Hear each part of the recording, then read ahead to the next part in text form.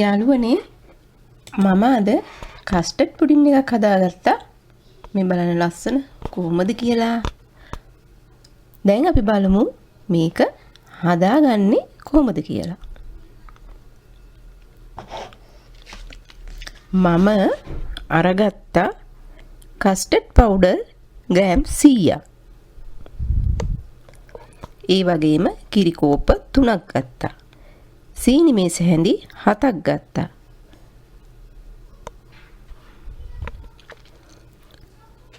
තමන්ට කැමති ප්‍රමාණයට සීනි තමන්ගේ රසය අනුව දාගන්නත් පුළුවන්.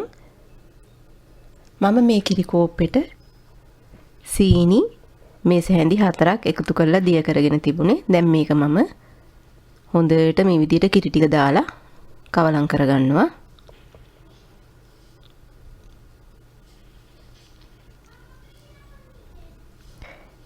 මේ විදිහට මම දෙවෙනි කිරි කෝප්පෙත් එකතු කරගන්නවා.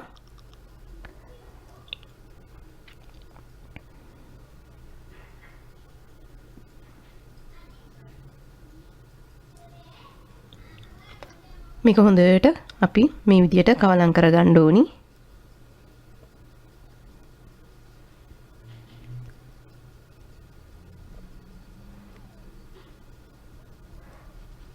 දැන් මේකට මම නැවත අනිත් කිරි කෝප්පෙත් එකතු කරගන්නවා.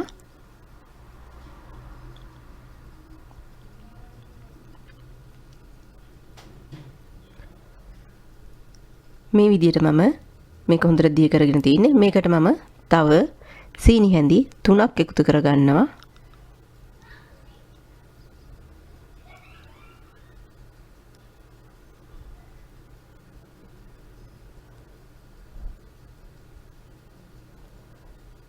මේ විදිහට එකක් දාලා හොඳට මේක අපි සීනි ටික දිය කරගමු.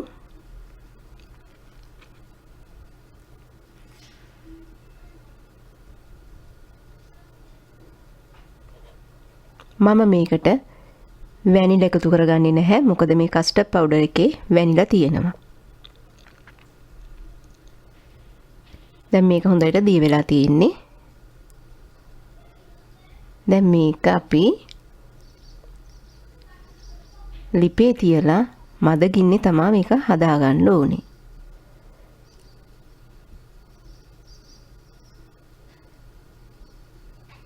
මේ විදිහට ලිපේ තියලා ගින්දර අඩු කරලා මේක මේ විදිහට හොඳට කවලම් කරන්න ඕනේ.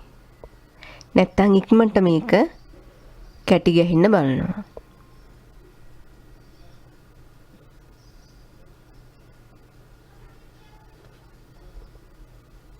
මේ විදිහට මෙහෙම අපි මේක මද ගින්නේ හදාගමු.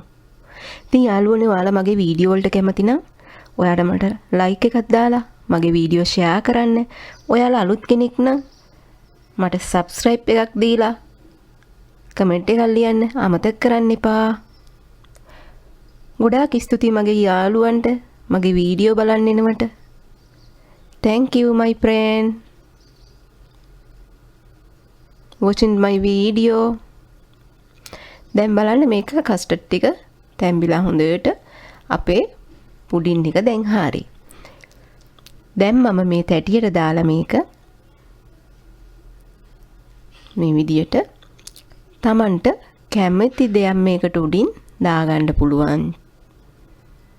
චොක්ලට් කුඩුද පළතුරුද Tamanට කැමති දෙයක් මේ විදියට මේක උඩට දාගන්න පුළුවන් මේ විදියට. මම දාගත්තා සුදු චොකලට් කුඩු ටිකකුත් බ්‍රවුන් චොකලට් කුඩු ටිකකුත්.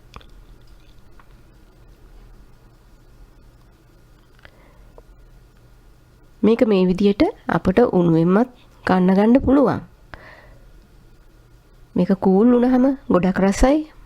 මම මේක ටිකක් නිවුනට පස්සේ ෆ්‍රිජ් එකට දාලා පැය භාගයකට පස්සේ කෑමට ගන්නවා. ඔයාලගේ යාළුවන් ආවම උනත් මේක ඩෙසර්ට් එකට ගොඩාක් හොඳ කෑමක්. පොඩි ළමයිනුත් මේකට ගොඩාක් ආසයි.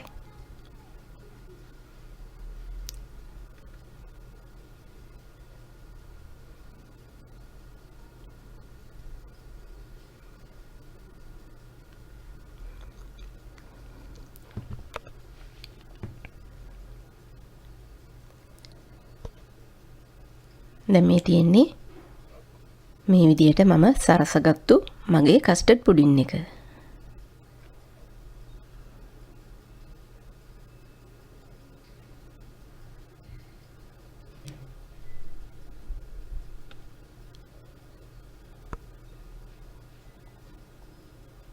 මේ තියෙන්නේ බලන්නකෝ. ඔයාලත් හදලම බලලා රස කොහමද කියලා මට කියන්නකෝ. Thank you ගොඩක් ඔයාලට. Thanks to my friend watching my